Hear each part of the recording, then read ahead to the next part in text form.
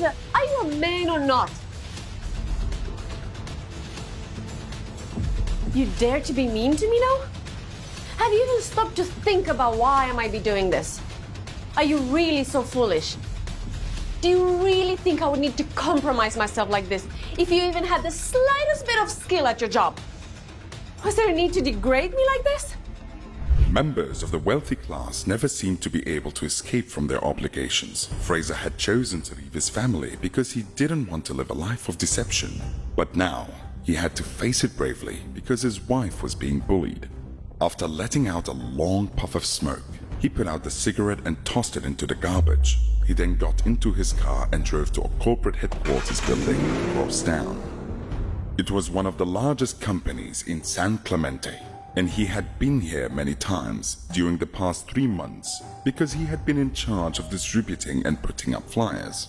The 2 women who worked at the front desk always gave him a hard time.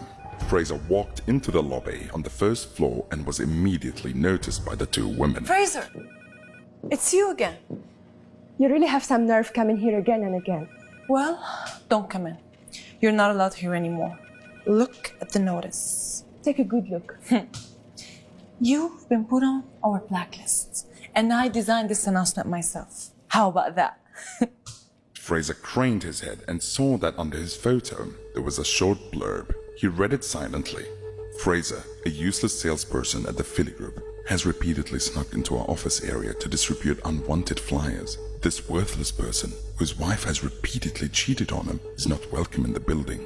Recently, the women's restroom has been subjected to a peeping Tom, and we suspect that Fraser is the culprit. As such, he has been put on the company's blacklist. If anyone sees him on the premises, contact security or a staff member immediately. After reading the description, Fraser frowned and thought, if they don't want me to put up flyers, that's fine, but why drag my name through the mud? Fraser took a deep breath and resisted the urge to lower himself to the level of the 2 women at the desk. He ignored the notice and said coolly, Tell Mr. Wilson I'd like to see him. Now. Who is here to see Mr. Wilson? asked a voice from behind them. At that moment, a balding middle-aged man walked out. When he saw Fraser, he heaved a sigh and said, Ah, so it's you. What are you doing here? Still trying to sell properties?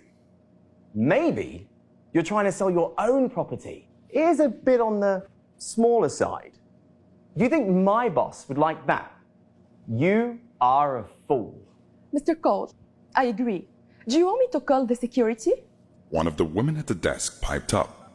She reached for the desk phone and started pressing the buttons. Fraser said calmly, Well, you're right about one thing. I am here to sell your boss my home. In fact, I don't want to sell him 1 property. I'm going to sell him 100. With that, Fraser took out his cell phone and directly called Henry Wilson, the corporation's president. His tone was full of arrogance as he ordered Henry to meet him in the lobby on the first floor within 3 minutes. You want to sell the boss 100 properties. I'll tell you what, if you're successful in selling your properties to Mr. Wilson, I will kneel down and I will lick your shoes in front of everybody here. Robert was overjoyed at the foolishness of the young man. As soon as he said that, security guards rushed in. Robert was in no mood to waste any more words on Fraser. He impatiently waved his hand. Not you again. One of the guards cried as he recognized Fraser. You may have gotten away from us last time, but you won't escape so easily this time. Both guards advanced on Fraser as they pulled out their nightsticks to give him a beating. He stood and watched them step closer, a somber expression on his face. All of you, stop! Shouted a stern voice from nearby. The security guards froze, as did everyone else. Mr. Wilson, what are you doing here? Can I help you with anything? All eyes turned to the front desk, where Henry Wilson was standing, watching the unprofessional scene unfolding before him with disdain. Why are you still standing there? Fraser, get lost! Henry's eyes widened in shock when he heard Fraser's name, and he stared at the young man before him. It's him, he thought in wonder. It's really him? Henry snapped. Get lost? You are the ones who should get lost. You fools. You bunch of idiots. Do you know who he is? He looked around at Robert and the others, his expression livid. Fraser jumped in to interrupt. He didn't want too many people to know his identity just yet. Mr. Wilson, I presume. I hope that you are available to meet me tomorrow at 9 o'clock in the morning at the sales department of the Philly Group to personally buy from me 100 properties. Robert stared in shock. Had Fraser really asked his boss to purchase so many properties? He found himself even more startled a few moments later when Mr. Wilson spoke. No problem, Mr. McMore. I'll be there on time. The onlookers gasped and murmured to one another. Fraser turned his gaze on the stunned manager. Well, now, Mr. Cole, I am an honorable man, but I don't think it's necessary for you to kneel down and lick my shoe. After all, your mouth is too dirty and smelly. He glanced and saw that it was almost 6. He mumbled something incoherent about cooking dinner and hurried out. Henry watched in concentration as the young man left. Was he actually saying something about having to cook dinner? Why would someone of his power need to go home and cook something? He started to call out the young man questioningly, but saw that he had already sped away. Mr. Wilson, are you sure about this? This man Fraser, he's not trustworthy. This might be a mistake. Henry turned his cold glare on Robert. I think you were the one who was making the mistake. Head to accounts and pick up your last paycheck. You won't be here tomorrow. That's all. After saying that, Henry left without looking back. Robert watched the president of the company walk away from him. He just fired me, Robert thought in a sullen state. His face paled as he looked around at the 2 women at the desk. They stared back at him. One of them quickly tore down the blacklist. The remaining fear in their hearts had yet to disappear. Both women were thinking the same thing. Who exactly is that guy? Fraser. The moment Fraser entered the house, Natalia's family was on his case. Can you see what time it is? Are you deliberately making your family starve? Asked James, Natalia's older brother and Fraser's brother-in-law. Dorothy, Natalia's mother, who was busy in the kitchen, stuck her head out and said, You're worthless. You think you're too good to cook for us now? Are you too good for this family? Mom, I went out for work. What? Natalia cried, walking in through the door right behind him. It seemed like she had been crying. You alright? He asked. What? She snapped. Before he could say anything, she stormed off to the bedroom and slammed the door. Fraser quickly finished preparing the meal before going and checking on her. He knocked and then pushed the door open. However, he found that Natalia had her head down as she was going through her stocking drawer, recalling Moss's words from earlier that day. So be sure to bring your stock. Fraser was instantly angered. Natalia! He shouted. What are you trying to do? Are you really gonna humiliate me by accepting Moss's offer? Look, if you want to treat me like a good-for-nothing loser, fine, but don't do it at your own expense and reputation. Are you really gonna betray our relationship? Natalia was shocked. She gaped at Fraser with her almond-shaped eyes. That was the first time in her memory that Fraser had been angry enough to shout at her. Instantly, a strong feeling of resentment rose in her heart. Fraser, are you a man or not? You dare to be mean to me now? Have you even stopped to think about why I might be doing this? Are you really so foolish? Do you really think I would need to compromise myself like this if you even had the slightest bit of skill at your job? Was there a need to degrade me like this? Fraser was silent and lowered his head in shame. Fraser's heart softened and his anger dissipated. He tried to reach out and give her a hug to comfort her, but she pushed him away. Don't touch me! I'm really sick of you! After enduring for so many years, I'm tired of trying. If it doesn't work out, we do as my parents say. We need to get divorced. No, I won't. Fraser shook his head stubbornly in refusal. Natalia rolled her eyes in anger. For the past 3 years, Fraser never said no to her except when the topic of divorce came up. In these cases, he would become adamant in his protests. Natalia. Fraser began, his tone softer. I know I've asked you to trust me before. Can you trust me again this time? Trust you again? Natalia grimaced.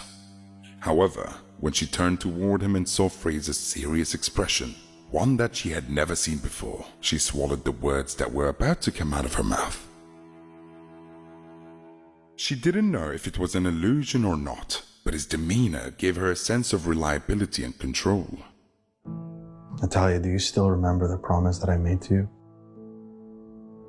The promise that no matter what happens, I won't let you get hurt. Please trust me again. I have a surprise planned for tomorrow.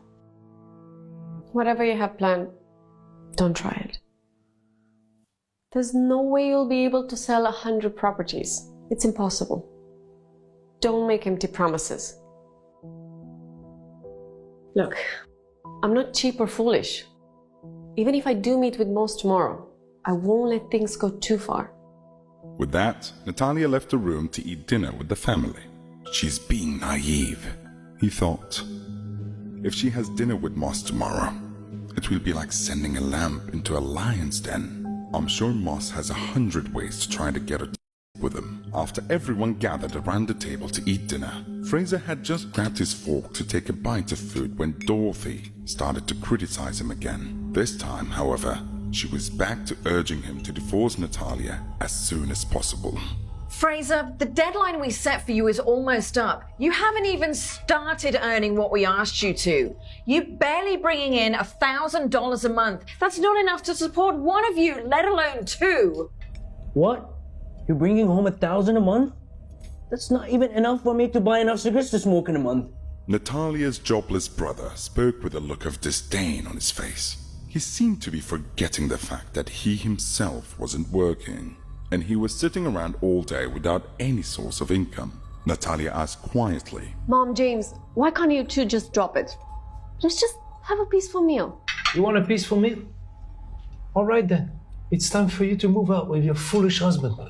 Haustus was Natalia's father. He had been born into a wealthy family that was successful in business, the Lapels family.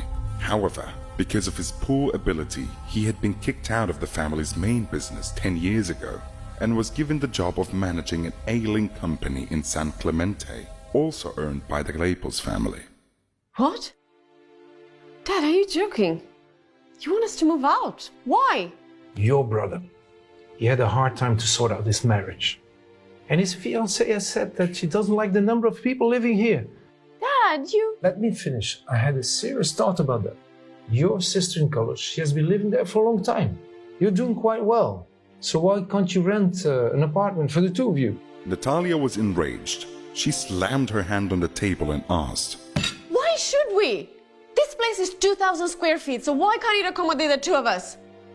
That woman is asking for too much before she's even married. She's way too overbearing. James immediately tried to protect his fiancée. Natalia, be careful, okay? She's your future sister-in-law, okay? So change your attitude. Just because you're married to a loser, you think that the entire family will support you? Enough. Finally, Haustus intervened. Your mom and I only have one son.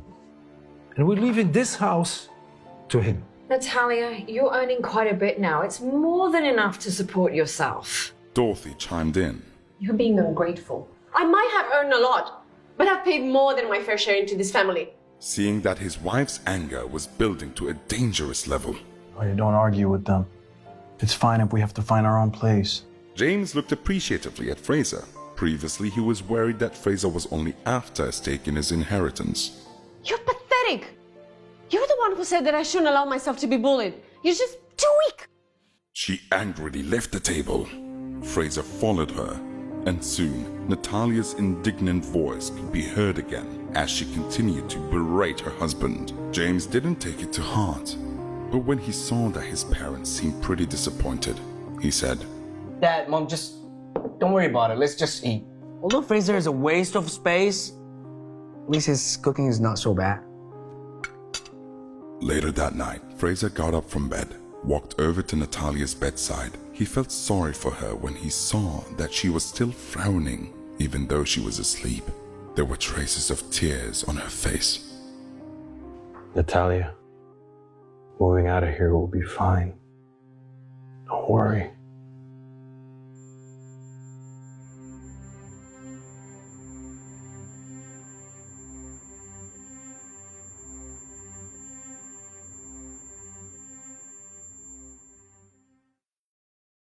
To listen to the full audio series, install the Pocket FM app now.